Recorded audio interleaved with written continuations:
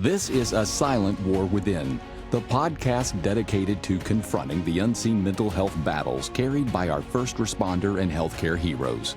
This show is about real stories, real struggles, and real ways to survive the storm and come out stronger on the other side. For too long, stigma has kept you silent, but this is your space to bravely break that silence, share vital insights, and build a community where your well-being truly comes first, because your service deserves unwavering support. Welcome, everybody, to A Silent War Within. We're happy to have you here with us today, of course, as always.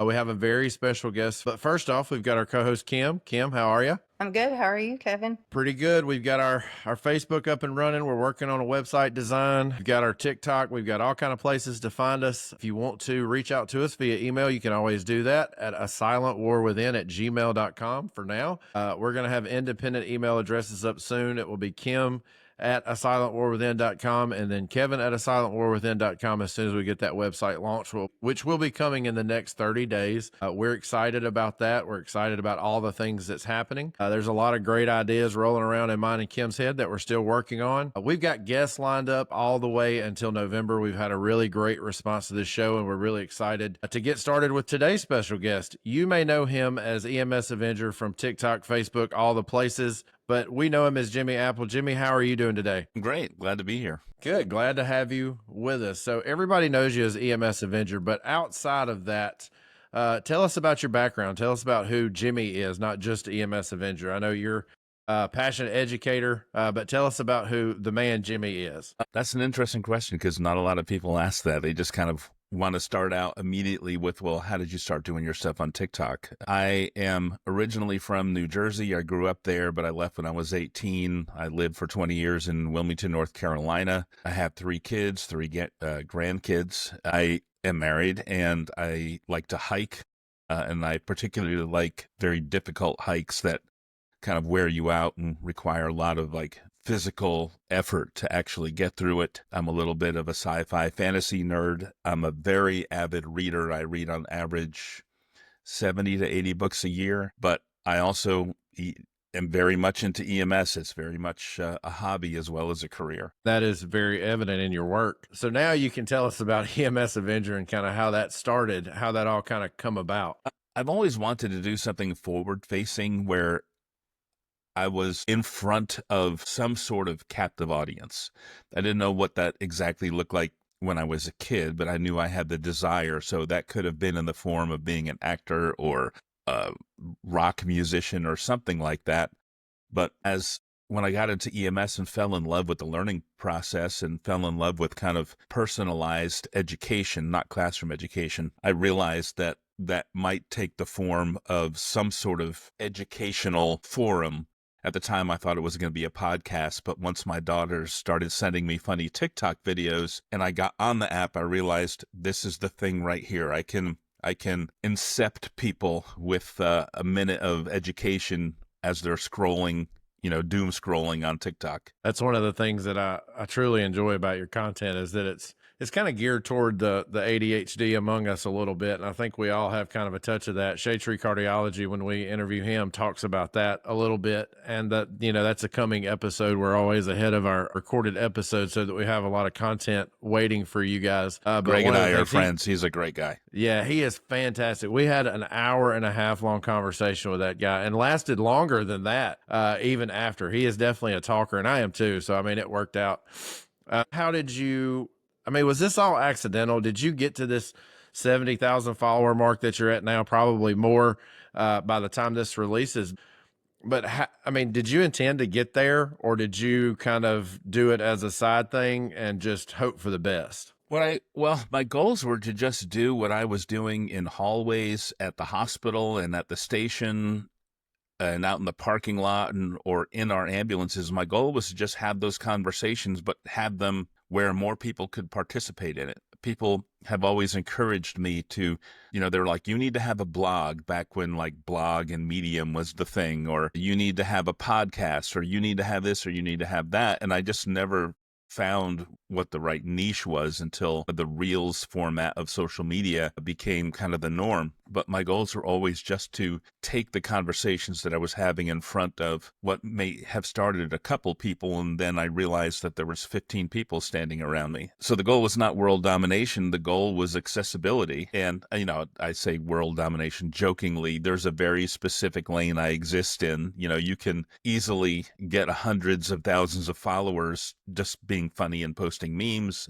I exist in a very specific lane, evidence-based medicine, and that has diminishing returns when you get to a certain number. But yeah, the goal really was just to make what I was doing accessible. Do you think the short form video style had an impact, especially when you've kind of hit on a few topics throughout? I mean, you really mix it up. It's not 100% education. Some of it is talking about case reviews and things that you've done actually in practice. And I love that part of it, that you actually back some of this up with practice that you've had. Do you think that short form allows you to hit on numerous different topics? Like you've talked about burnout, you've talked about some PTSD things, you've talked about being broken. Do you think that short form is a good way for you to present those topics? Do you think it's helped you grow? Has it helped me grow? Well, grow on the platform and grow as an individual. Well, both, yes. I think that in this day and age, people are not very well suited for the longer form of education. There are people that will sit in front of hours-long modules. I'm not one of them. If you're going to present something in video format, I want it to be digestible. If you want to publish a 50-page treatise on, metabolic acidosis, I'll read that, but I won't watch that. I think that the short form is kind of more attuned to the way people learn now. And I really like the concept of micro-learning, of getting packaged, explainable concepts to people just a little bit at a time. And I think that helps people over time. I think that when you introduce complex topics and introduce too much detail, that can numb people down. And even if they like what they're hearing, it may not be something they can carry into the next day. So I think that short form micro-learning is great. And as far as me growing as a person, this medium has absolutely done that. I committed to being respectful and responsive to the feedback that I get, whether it's well-intentioned or not. And I think that it has definitely molded me and helped me adapt to having a style and an accountability. I think your short form's also a good way to help people understand without being completely overwhelmed by a topic. So I really appreciate the format that you provide to us, especially being short on time. Sometimes, if we get busy and have busy days, I can still find a minute or two to grab some new knowledge, even on shift, due to that format. So I think there's a lot of us that appreciate your work. Sure. And I think that the looping back around to topics on a repeated basis is very helpful in that format too. I have an off-topic question for you. I'm curious, seeing your background there in your office, studio, whatever you want to call it, did EMS Avenger, are you a Marvel fan? Is that where that come from? Yeah, I mean, I've always been immersed within the nerd culture before that was actually something that was cool. When I was a kid, nerd culture didn't really exist, but, there were people that, like myself, who were into Marvel and Star Wars and, reading sci-fi and fantasy and that sort of thing. As I got to be older, I got into the Marvel movies, and my kids kind of like pushed me into the development of the identity of EMS Avenger, when as a family we were talking about me doing something online, and they're like, you should call yourself EMS Avenger, because I love the Avengers, and that was something that was popular at the time where I was starting to develop all this. And so it was a pretty organic process. Yeah, I always notice so we've had Jimmy on the show before, and the take that we did then, he was our very first guest. He was the first one gracious enough to join us, and it didn't go quite like we had hoped. So I reached out and asked him if he would join us again. So this is actually take 2, but I noticed that Captain America shield behind you, and I just love the way your office is set up. So I just had to ask, because I'm nerdy before it was cool too. Growing up, I was into all of that stuff. I'm waiting for someone to notice this book right here. And I can't read what the name of it is. What is that book? It's called How to Swear. Yes. I definitely got to get that. Is it how to swear and not get fired, or just how to swear? It just how to swear. It has all sorts of examples on how to use all of your favorite four letter words. That's fantastic. I absolutely love that. So We like to obviously, call them we like to call them sentence enhancers around here. yeah, a little Cajun spice in your lingo from time to time. Yeah. I used to inject my videos with a little bit of salty language, but as we progressed, it's become something that it was so infrequent that people were actually surprised when it happened. And so you kind of try to stick to a winning formula. I've always respected comedians that were able to be funny, and I'm not offended by profanity. I mean, when a camera is off, I'm as salty as anyone else, but I always respect the comedians who are able to be funny without it because they're essentially doing more with less, you know? Yeah, no, absolutely. So the EMS Avenger thing has definitely worked for you. It's one of my favorite topics, actually, and I think that you and I can probably both relate on this. I kind of live by the life motto of be the change and be the kindness that you want to see in the world, because I think that there's not enough of that, and the world could always use more. And in your videos, you highlight different aspects of EMS experience that relates with me and probably a lot of us, and it's being kind to our patients. And we also work in high stress environments that cause us to become kind of jaded or desensitized. We experience caretaker burnout. Life gets really stressful.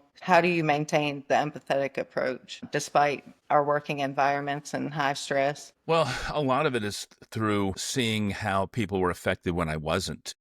Um, I can look back at calls where I was the worst version of myself. And when I sit there and think about how I behaved in those moments and actually allow myself a moment to reflect, I get that cringe sensation in my chest. You know, I think it's good to look back and highlight some moments when you were at your worst in order to have something to fall back on, in order to create a trajectory towards being your best. I can remember being in EMS just a couple of years, and we responded to a respiratory arrest. And I mean, we all had Narcan, and we are aware of, the potential for opioid overdoses and this sort of thing, but it just wasn't as prevalent in your mindset.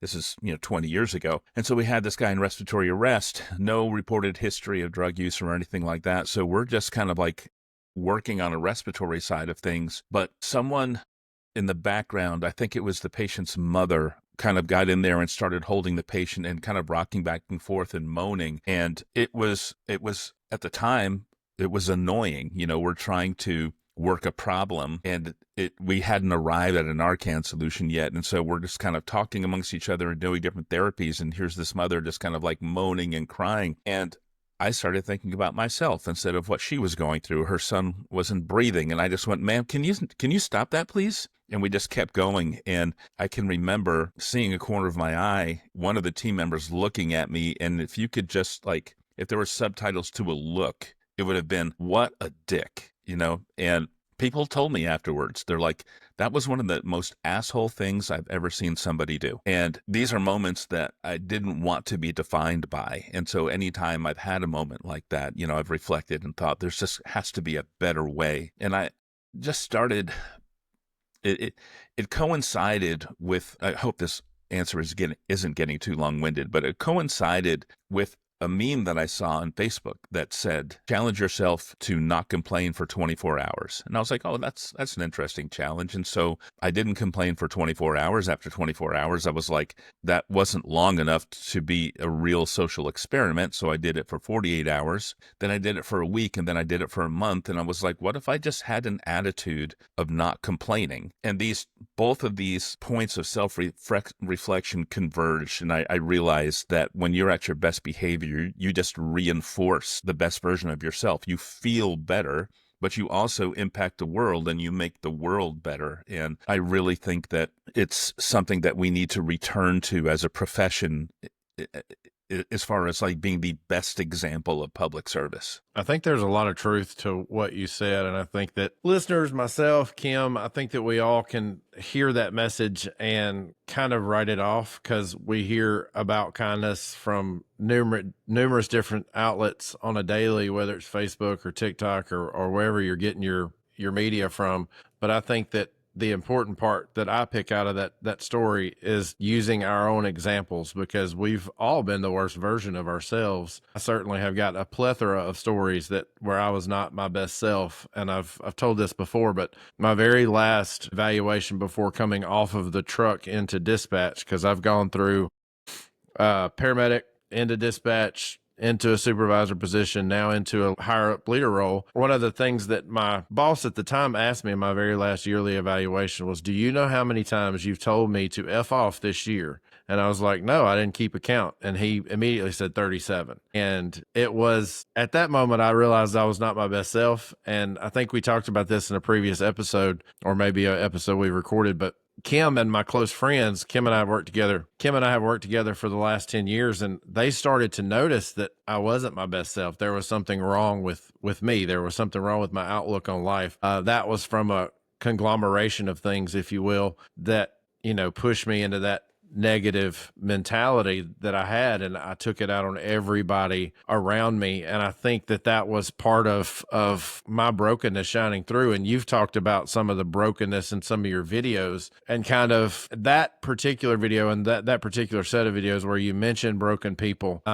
It very much resonates with me. It very much caused me a lot of thought. Did you feel different? I guess the better question is, how long did it take you to feel different when you're not complaining, when you're not focusing on the negative, when you're not focusing on that brokenness that you talk about? How long did it start to take you to feel the difference in your day-to-day life? I mean, that's like asking how long did it take you to grow up? I mean, yeah, I am in the process of, just like everyone else is, of doing what you ask. It is a work in progress. I would say that there has been a very sharp trajectory since I've been on social media, simply by seeing the effects of what I do. With the first probably year and a half of doing this, I was capable of putting out some very salty reply videos to people. Some people really liked that. A lot of people really didn't.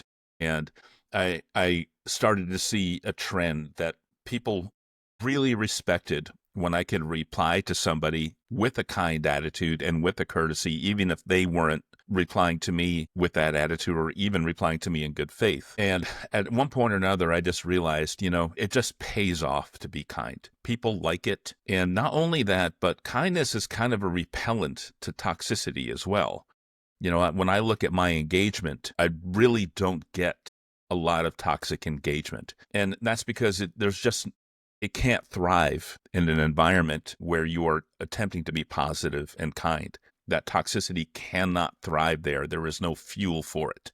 And so the people who attempt to engage like that, there's just no oxygen for them to breathe around me when they're like that.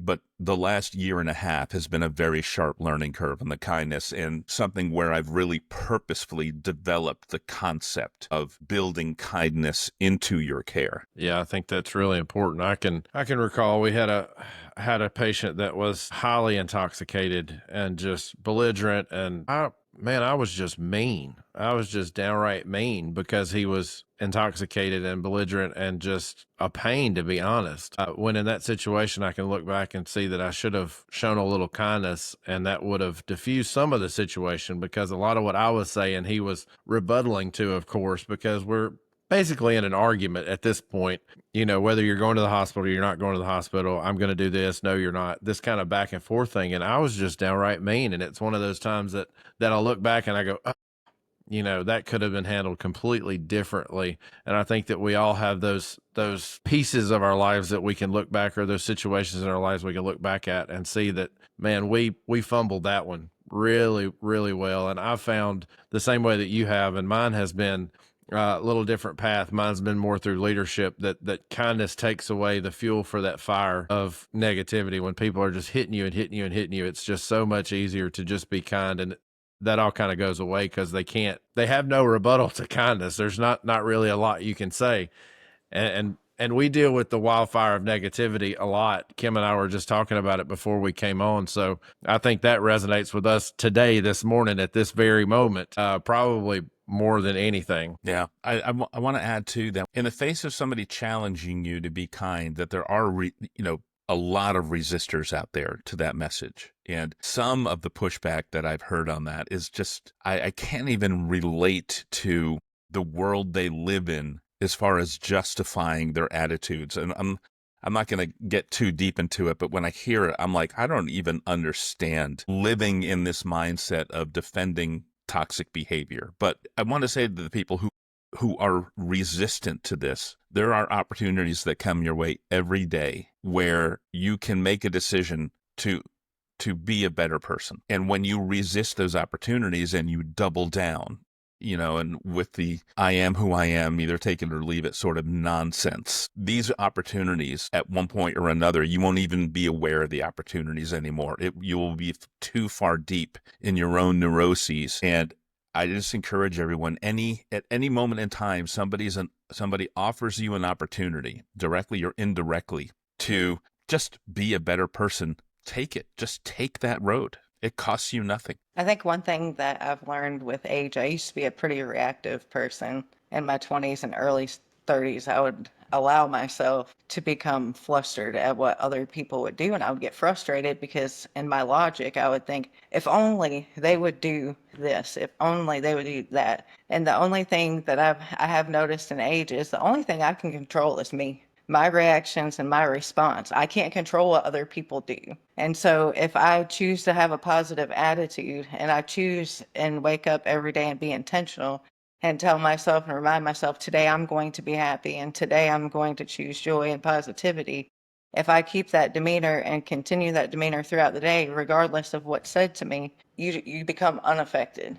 And I think Yes. it's important to learn that lesson. Like, we can't control other people. Unfortunately, I know sometimes we wish we could, but we can control us. Yeah. And our entire career in EMS and in healthcare is centered in the notion, in the concept of a loss of control, whether it be a loss of control of something physiological or the loss of control over something neurological or psychological, but it all has to do with a loss of control. And we've heard the term being calm in the middle of chaos. When there is a loss of control, if you are reacting to that with toxicity and anger and frustration, then what you are in the middle of that is an agent of chaos, not a calm in the middle of chaos.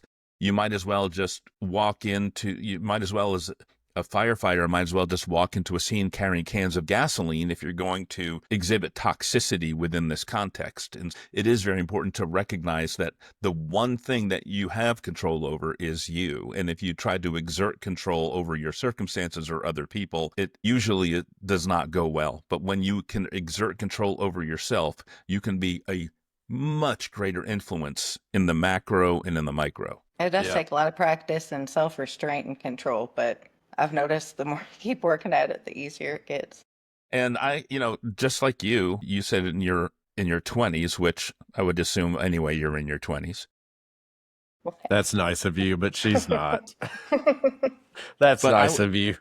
But I was the same. One of the reasons why that I'm thriving now in what I'm doing is because I didn't try to do this when I was in my 20s. I mean, I might have been able to create some success like other creators do when they behave in a reactionary and toxic manner, but you simply cannot sustain that. You have to look at this as in the terms of a finite pursuit or an infinite pursuit. In a finite pursuit, you can enter this forum guns a-blazing, but you can't sustain that forever. But if you think about the infinite game and what you're trying to build and trying to establish something that will last, then there has to be a mature perspective. You have to be able to sit with criticism.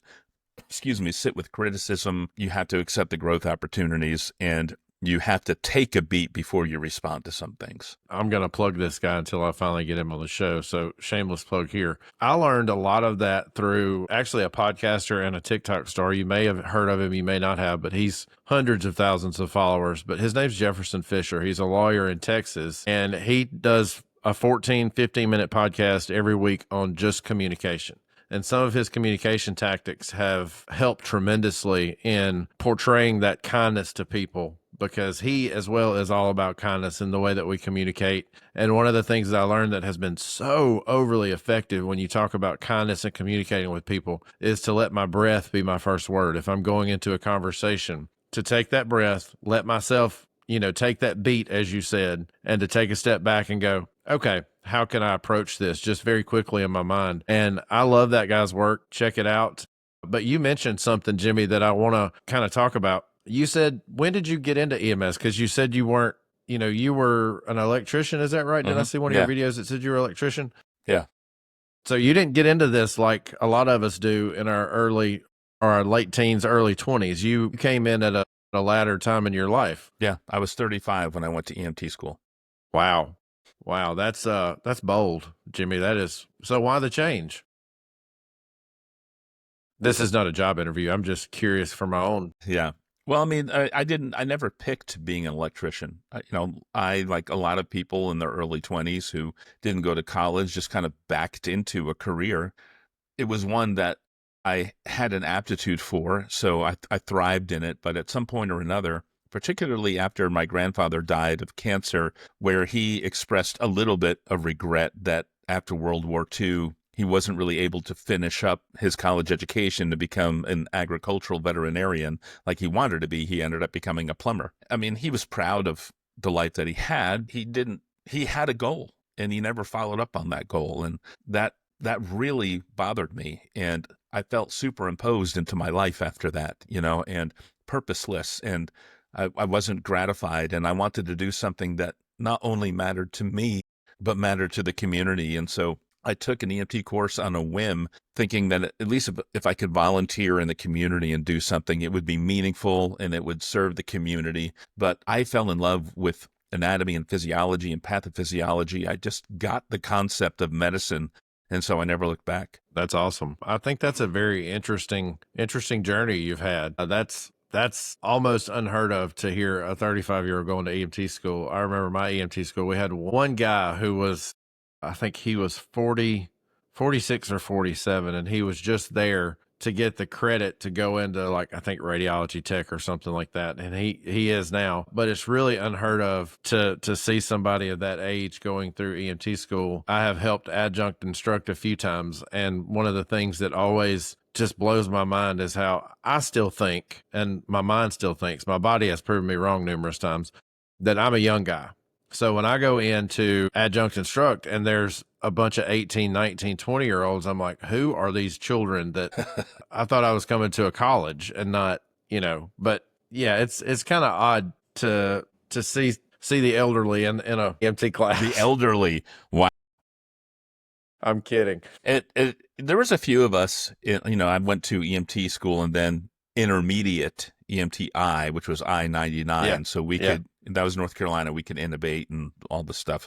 And then paramedic school. There was a few of us in each one of those classes that were, like over the age of 30, and some that were like in their 50s. But what I noticed was that the older students, the ones who were established in their lives already, there was no middle ground there. You were either a thriver because of your maturity, or you were so stuck in your ways that you simply could not. You just didn't have the tools to be able to adapt to something new. So there was younger students there who, they were all over the place. There were some who were thrivers, some who couldn't cut it, but a lot more were right in the middle there, where some were just putting in a little bit more effort than others. With my age, you either were a high performer or a very low performer. And clearly you were a high performer, I'm sure. I mean, Yeah, I mean, based on the content you share, you're an intelligent guy. I'm always impressed by how deep you can go so quickly. There is a physiologic level to what you teach that sometimes can get pretty deep on what you're talking about, and you do it in such a quick amount of time, but in a way people can understand. And that's one of the things that I enjoy about watching your video, or videos rather. That's just an amazing concept to me. And then when you kind of branch off and talk about things that are not necessarily healthcare and A&P related, I guess, I feel like it may take some by surprise, but I absolutely love those videos where you're talking about some of the mental health stuff. And especially, there's one that you do talk about brokenness. I mentioned it before, but do you think that EMS attracts broken people? Do you think that this profession, or not just EMS, but public service in general, tends to attract what we think of as broken people? Do you think there's a reason for that? I think when people have a brokenness within them, depending on what is behind that trauma, that public service tends to be a way that you can exert control over something. It's a catharsis. There's an ongoing catharsis for a lot of people who have experienced trauma in their lives. And there's There's some people that really need the stimulation. There's some people that need to have an emotional connection that is an intense emotional connection to other people. And so being in a situation where there is a lot of heavy and very intense emotion is important to them. There are some people that need a lot of sympathetic stimulation and need to live in that heightened space. And so something like EMS or fire or law enforcement serves that purpose. But, I'll be perfectly frank that I have a lot of trauma from growing up. I had a very, very traumatic childhood and went through some very difficult circumstances. And, being able to be in a position where you are able to care for others and express empathy for them and to connect to them on an emotional level in some circumstances, I think is a very natural extension of trauma that you suffer. I mean, to give you an example, I have, I'm a pediatric critical care paramedic, so I see plenty of pediatric trauma and bad ends in pediatrics, and we've all seen that in our career, drownings and, pediatric cardiac arrest, that sort of thing. I've seen the worst thing that you can see, but that hasn't been the worst grief that I've experienced. I can remember working a cardiac arrest on a gentleman who just a few minutes before was just doing his thing. He had end-stage cancer, so they knew he was kind of towards the end, but he wanted a cardiac arrest. We worked him. We called it on scene. We did the best that we could, but he was in his 90s, and he and his wife had been married for 80 years. Wow. Like they were both like 17 when they got married. And once we called it, she kind of got down on the floor with him and just started, the tears were flowing, and she was just like caressing his hair and just saying, I've lost half of myself. And that devastated me. It was some of the worst trauma that I've felt in my life. Mm-hmm. Thinking about living a full life with someone who has just become an extension of yourself, and now it's suddenly gone. And I think that sort of stuff connects me to trauma from when I was a child, where important things, important developmental aspects, important familial aspects were just taken from me, and I felt like I was functioning without a necessary part of myself. And so I can see how people who experience trauma thrive in these environments, because it allows them a catharsis and a window into that trauma. I also think it tends to, just piggybacking off what you said, I think trauma tends to give us a greater insight on how to reply. And I say that because also we work in pediatrics, and I have a lot of trauma in my childhood as well. I tend to lean more towards the pediatric psych, because a lot of the emotional problems, and I know some people don't understand, behavioral issues come from pain. And kids don't know how to always cope with that, so they act out, or they project pain and anger, and they find different ways. I was the angry kid, so it resonates with me. And usually, people are like, "Hey, you guys are gonna go pick this kid up," and they've had security down here. And I've gone to pick up a kid. They've had 9 security guards down here. They've punched and hit everywhere. I'm like, okay, well, are you sure you want to do it? Yeah, I do. I've never had a problem. As soon as you're kind and show empathy and understanding, hey man, what's going on? Talk to me. I'm here for you. I'm not here to hurt you. That breaks down so many walls. And when you can, sometimes, they feel alone, and it's nice to be able to talk and say, hey, I know this feels really bad right now, but I can understand your story, and you kind of personalize and relate with them. I went through that too. And it also gives them hope, because they're like, you're doing this now. And I said, yeah, and you can too. Yeah. And it gives them hope. And I love that. I love to give kids hope, and it's almost healing in my own heart, like wishing that I had that as a kid myself. But like just knowing that I could give that and be that person to somebody else, it almost closes those holes for me. Yeah, there's almost a euphoria that comes along with joining someone at the last rung of a ladder and Mm-hmm. being a part of, maybe they're not climbing up those rungs, but you are at least reinforcing their grip there and helping them think about, let's just talk about what the next right thing is, rather than let's not focus on all of your circumstances right now. Let's just talk about what the next right thing is for you. And there's something incredibly gratifying in that process. Yeah. And that approach is so beautiful in its existence to me, that we can secure somebody on just that rung. just hold on where you are. And I think that's kind of the goal for this particular show, is that we give people a platform where we're just securing your grip on the rung. What's the next right step? That's beautiful. Just in its core, just to say, here's a space for you to see that others have struggled with the same things, have experienced the same things, and you're not alone. You're not by yourself. We are here, and look at all the people that have experienced very similar things to you. I remember when I went through the event that really started my PTSD. Looking back now, it was, even though I inwardly knew that other people probably go through this too, I didn't have anybody to tell me a story. I didn't have anybody to say, and I don't know how religious you are, but when you're going through church related trainings and religious trainings, they always tell you to connect first. Don't just come out and you're going to hell and that sort of thing. But it's the same principle here, in the sense of, if you connect with somebody on a deep level, and if you can tell the story of what happened in your life or in the lives of others, or things that you know about, it really secures that person. It really tightens that grip, if you will. And Kim always loved the psych patients. Me, on the other hand, that was my least favorite patient. Made me uncomfortable. Still does. I can go on a psych call today, and I just am uncomfortable with it. But one of the things that really drew me into the mentality of, this is for, this attracts that broken person, or that person that has that trauma, like we all have, and we've all admitted to having. One of the things that really does it for me is that I get to be something for somebody that I never had. And that was always the pull for me, was that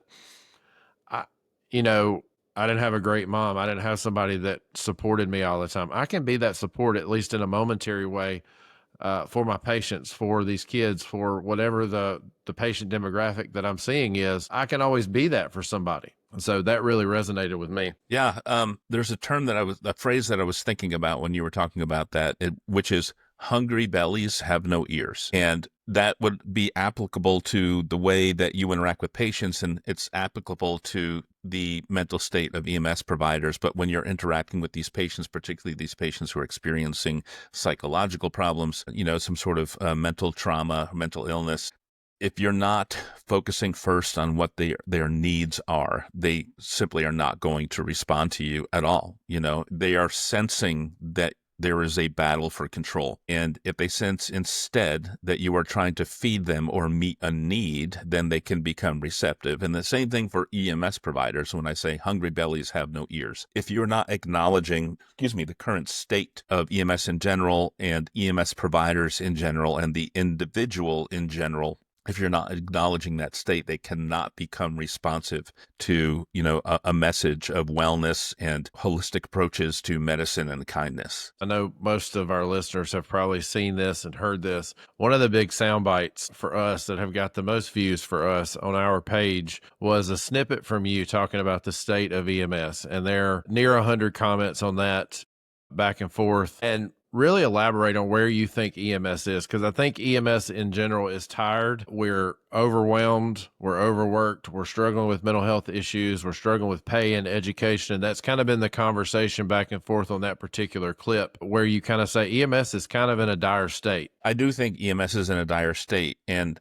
I think that what you just said, EMS is tired, all of that stuff, is very much the problem, which is that this has now become tied to our identity. The tiredness, the fatigue, the mental health struggles, the substance abuse struggles, the suicidal ideations, the trauma that we've gone through, it has become our identity, to the degree that people are actually castigated for attempting to impact it. Like, when you try to show a better way, or talk about a better way, talk about how the only thing we can do is control ourselves, and starting to make a decision to be more kind, to be more holistic in the way we approach our patients and our patient care. It's not a message that EMS wants to hear, because we become so married to the trauma, has become so ingrained into our EMS DNA. And, we have started to welcome the saying, it's okay to not be okay. We actually need to start recognizing that it's okay to be okay,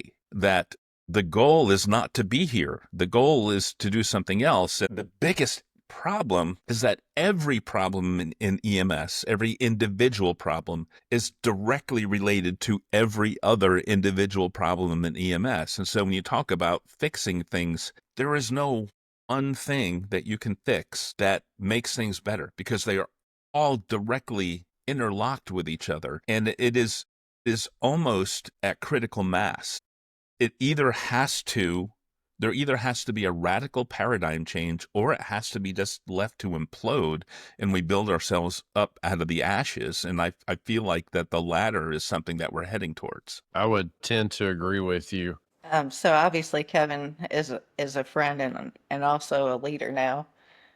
And we do have a lot of honest conversations back and forth since he is newer into leadership, and he's really receptive to feedback. And I know myself and a lot of my coworkers really appreciate that, the open-mindedness and wanting to be different, because I would say our whole leadership team is a lot different than any other leaders I've experienced in my 14 years in healthcare. A lot of leaders previously, they kind of, this is my way and this is how it's going to be. And if you don't like it, find somewhere else to work. And they kind of take approach with us to work together and listen and be empathetic and at least hear our side, even if we're wrong and we're not going to make a change of it. It's always done respectfully, and we at least have a voice. And so that's really, really appreciated. From your perspective, how could leaders like Kevin and others within EMS foster an environment where we talk about mental health and normalize it rather than see it as a weakness? And what steps could agencies take to make that happen from your perspective? That is a sticky wicket, because What? a sticky wicket meaning that when you start breaking it down, it comes convoluted in itself. Never heard that terminology. Sorry.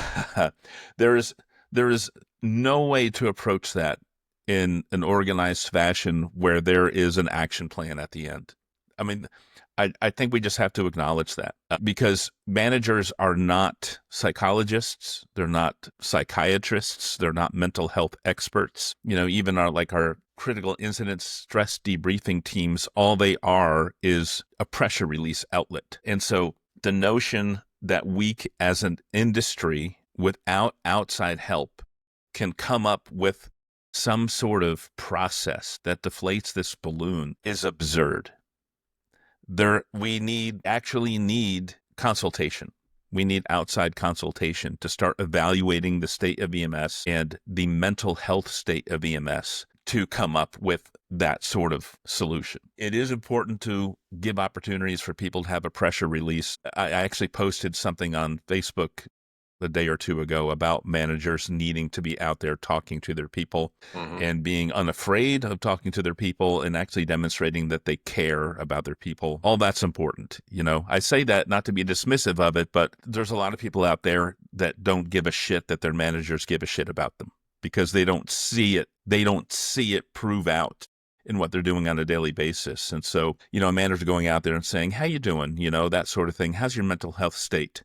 Okay, well, you are working me into the ground. That's my mental health state. So I don't care if you know the names of my children. So I don't know what the through line is there, other than that we need, as an industry, professional help that comes from the outside. I think that you're exactly right. I think that we are not, even though some days being a leader feels like you're a counselor, psychiatrist, psychologist, but that's not the role of a leader. We've got to have outside help.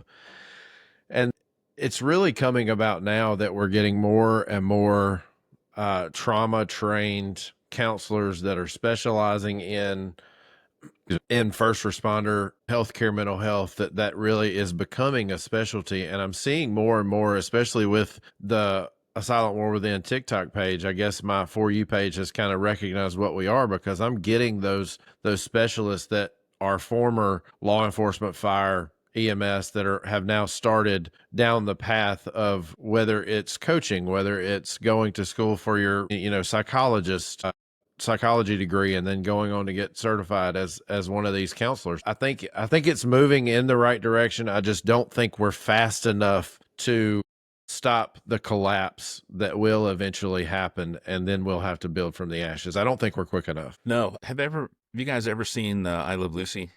Of course. Yeah. the very famous clip where they're working in the chocolate factory and they're having, they can't keep up on that conveyor belt and like stuffing the chocolate in their mouth and stuff like that. Yeah.